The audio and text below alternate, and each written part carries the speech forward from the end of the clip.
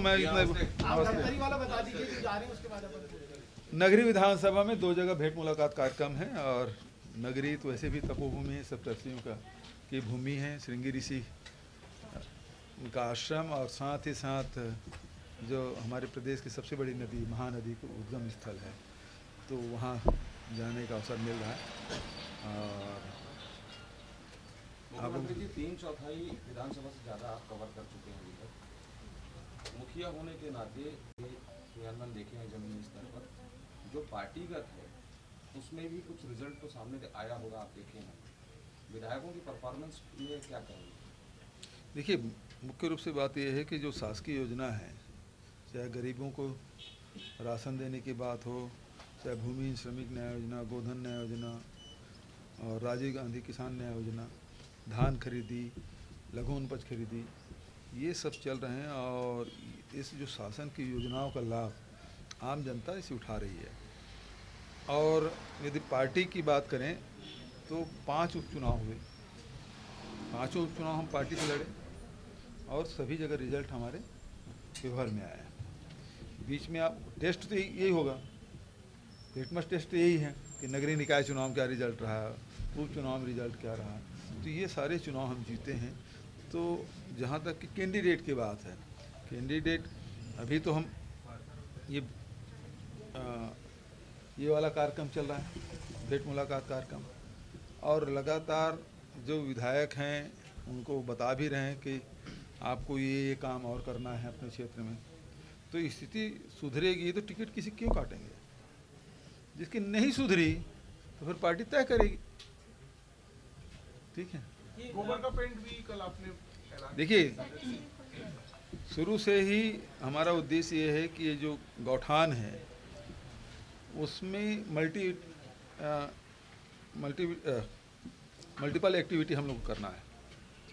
और उसमें आपने देखा कि गोबर खरीदी के साथ साथ वर्मी कंपोस्ट, गमला, दिया हम बना रहे हैं। अब गोबर पेंट हम लोग बना रहे हैं और 31 जगहों में इसकी शुरुआत हो चुकी है। मशीन लग रहे हैं, 5 जगह उत्पादन शुरू हो गया है और जनवरी महीने में ही हम लोग इसका उत्पादन सभी जगहों में कर लेंगे। उसका फ़ायदा ये होगा कि हमको जो स्कूलों में जो पोताई करना है, इसी गोबर की जो प्राकृतिक पेंट है उससे हम लोग पोताई करेंगे, ताकि उन महिलाओं को जो पेंट उत्पादन कर रहे हैं उसको सपोर्ट मिले। दूसरे उसी प्रकार से अभी बिजली उत्पादन भी करने की हम लोगों ने तैयारी की थी। तो ये 26 जनवरी के पहले ही कुछ यूनिट हमारे शुरू हो जाएंगे, जिसके माध्यम से गौठान से बिजली भी उत्पादन होगा। ये अपने आप में बड़ी बात है।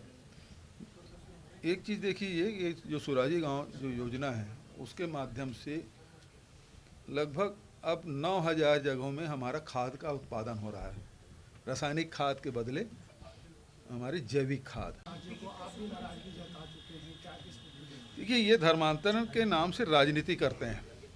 इनको मतलब नहीं है कोई धर्मांतरित हो रहा है नहीं हो रहा है, जवरिया हो रहा है नहीं हो रहा है, इससे कोई लेना देना नहीं। क्योंकि 15 साल में जितने चर्चेस बने उतना न उसके पहले कभी बना था, न अब ये 4 साल में बने हैं। लेकिन भारतीय जनता पार्टी हल्ला कर रही धर्मांतरण, तो सुप्रीम कोर्ट ने भी कहा, क्योंकि ये अकेले छत्तीसगढ़ में हो रहा है ऐसी बात नहीं, मध्य प्रदेश में हो रहा है, वहाँ वो हल्ला नहीं कर रहे हैं। जहाँ भारतीय जनता पार्टी का शासन है वहाँ चुप हैं, जहाँ उनकी सरकारें नहीं वहीं हल्ला करते हैं। देश में उनकी सरकार है, पूर्ण बहुमत है, लोकसभा में भी राज्यसभा में, वो बिल क्यों नहीं लाते? उसको रोका कौन है?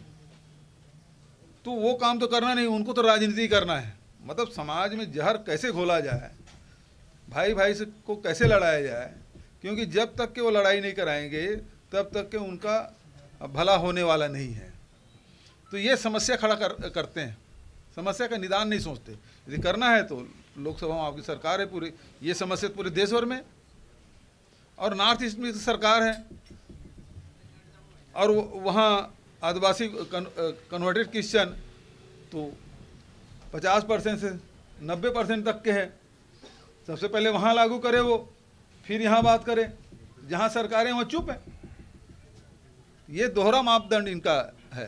सर, छत्तीसगढ़ में निवेश को लेकर भारतीय जनता पार्टी निवेश करने के लिए तैयार नहीं है। कांग्रेस 92,000 करोड़ यहाँ ये निवेश कराए जाएंगे? मैं आपको पूरे आंकड़े दे दूंगा, जनसंपर्क विभाग से पूरा आंकड़े आपको उपलब्ध करा दूंगा कितना निवेश हुआ है। सर, एक नोटिफिकेशन इशू हुआ है, उस पर बीजेपी आपत्ति कर रही है। 28 दिसंबर का नोटिफिकेशन है जो सांप्रदायिक सद्भाव को बिगाड़ने या कि लोक व्यवस्था को बाधित करने इस तरीके की चीज़ों का जिक्र करता है और एनएसए को विस्तारित कर रहा है मार्च 31 तक पूरे राज्य में।